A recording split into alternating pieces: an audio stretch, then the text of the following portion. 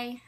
Oh, sorry, I'm using selfie stick to do this video. My name is Taylor Hollis, and I'm doing this for Anil's writing class at C.U.M University of America. And we talked about this concept of borders.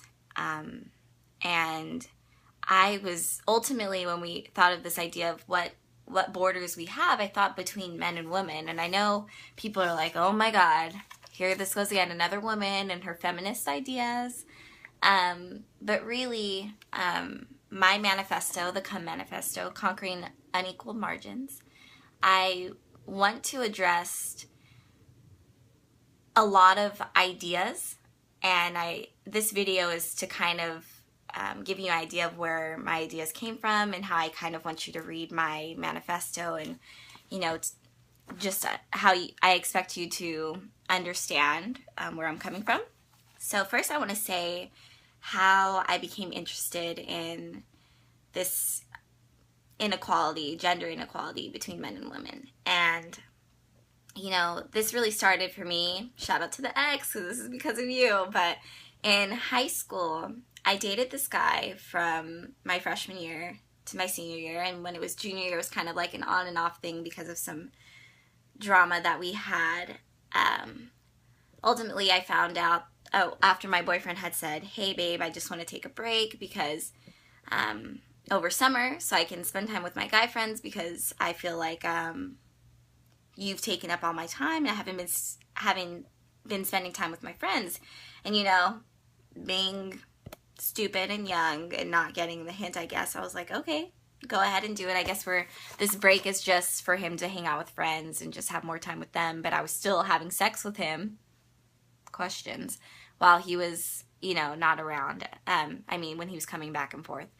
And then over summer, putting the puzzle pieces together, I found out that he was cheating on me with my best friend since we were like 3 years old. Kind of crazy. Doesn't hurt as much anymore, but it's just how that kind of started. And then senior year came, and being a girl who was just in love, and I planned to marry this guy, having that idea in my brain, I went back to him foolishly and learned a lesson, and hopefully other people learned a lesson from my mistake, but really got so much drama that year, my senior year, for dating this guy. It was like girls were telling me, don't date him, he's a bad guy. Yet the whole time there were so many of those people who were telling me that, going after the same dude who did this to me. And then also that even though he was kind of manipulating this idea that I was like so in love with him and like wanted to marry him, he would come to my locker and then people would say, oh my God, she's so obsessed with him, And so, it's not just this idea of like love. That's a big part of what I want to talk about, but how that's been constructed through society to have that in a woman's mind.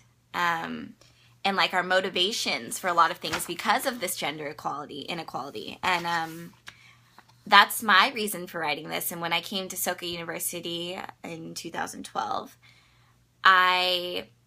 my freshman year throughout sophomore year, taking core, I was really motivated by one of my teachers, John Kalin, to put my ideas on paper, because we would just sit in his office and talk about how I felt about a lot of things when we were asked, like, what is love, my freshman year, and then sophomore year was looking at all these other ideas, and then really wanting to, I wanted to put a twist to things. I'm really inspired by Shulamith Firestone, Freud, Rousseau. That's basically it. But anyways, so some of the things that I will address are like, here, let's see.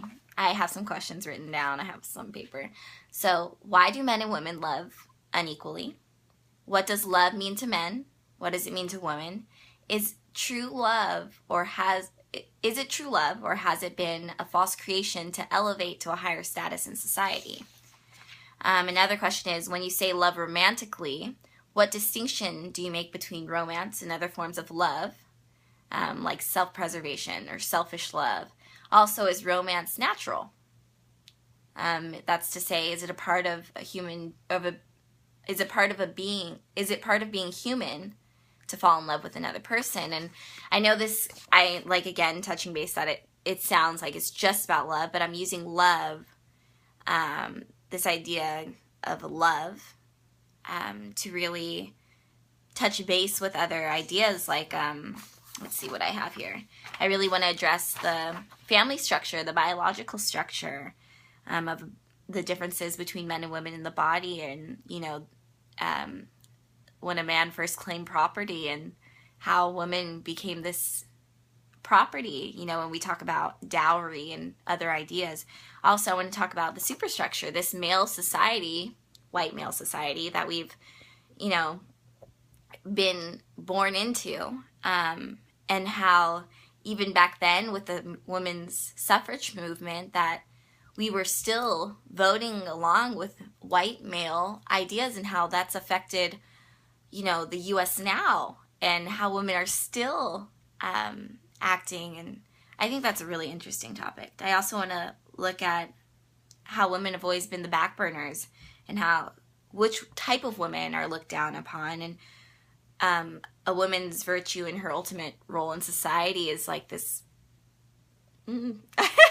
I got kind of nervous saying it, but like, we're literally just like kind of a fuck toy. I mean, I feel funny saying this because I have a boyfriend and he's awesome, but, you know, he always laughs at me because I say these things too, but I really want to talk about that type of idea. And yes, I want to talk about love and desire to love, and for what purpose, and, you know, the narcissism and ideas like that, and this game that women play to ultimately, you know, achieve happiness. Here's an example: is let's say the workplace for a woman. A woman who wants to have a high career, she can do that.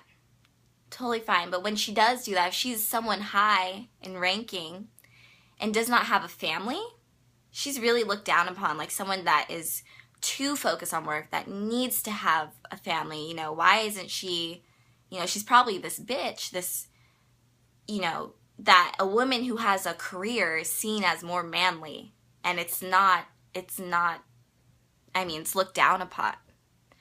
This other idea that a woman wants to have a family, and I personally want to have a family too, but that we really, you know, we feel like our achievements in life aren't fulfilled unless everything we want in life isn't fulfilled unless we have a family. And the people that, let's just say, want just a family, you know, they're that housewife, that submissive person who may not do much, may not be seen as doing much. And then if you have a career, or if you want to have a career and you decide not to have it, that you're giving up some of your dreams. And a person who has both, a woman who has both a career and a family, people are asking questions that are like, why isn't this woman home with her children where she should be taking care of them? She's working too hard. Just those ideas. And that a man, you know, who's ultimately at the top, he's a good politician, or, you know, he's a great CEO, this, you know, nothing's wrong with that picture. Even better, a man with a woman, with a family, he's even more praised, put on a pedestal, for having both, and that he can balance a career and balance having family. I mean, it's just funny how we look at things like that and, you know, not question why things are like that, even with, let's say, a single mother. You know, wow, she must have had children too young, or she was stupid enough that she doesn't have a career. You know, we don't know her reasons, or between her and her boyfriend or husband and, you know, them breaking up, but she ultimately has to have the responsibility of the kids and the stigma that goes with a single mother. Whereas single fathers, especially, let's just say in the military, because my older brother's in the military, and he takes care of his children financially because he has more money, and that's why he has them. Not to say that he isn't a good father, but he has the children because of his finances. And he's been married 3 times. You know, it's so easy for a male who's a single father to be seen as this great figure. and who could have his children, even though we don't know what's going on at home. I mean, it's ridiculous. And even women, I mean, we all have the same ideas that men have, or that other, people have about women. We have as well. It's just been birthed in us, and it's been there for a long time, and it's hard to change that thinking. But with my manifesto, which I hope kind of hits all these points, it's not gonna, I don't think it's gonna flow, because I'm really just gonna write exactly what I'm thinking momentarily. It might drift off to other places, but I'm hoping that with what I write, you can really connect the dots on your own and just be able to ask the same questions, or be infuriated, be happy that someone's writing about this, want to make change. And I don't know exactly how I'm going to do this in my life to make change about this, but I want to be aware of these problems, and I'm hoping that other people want to be aware. It's really great. And even recently, someone addressed at a, what was his name? Mohammed A.L. Arian and Sally Krawcheck came to our university and talked about the economics of inequality. And they even addressed this gap, this gender gap, and it's hilarious. So I just want to really bring up these ideas and hope that you guys question things on your own and really just say, yeah, you said it. Because I love Dr. Phil, I love Wendy Williams, and I truly love Steve Harvey, who wrote the book Act Like a Woman, Think Like a Man. And I read that when I was in junior high, which is so funny that it's become famous. But he's allowed women this door to a fraternity house, you could say, these ideas of how men think. And I want to be that idea for everybody else, but with women and these issues. So I hope that this really helps you when you're reading my manifesto, and that it's interesting. Bye, guys.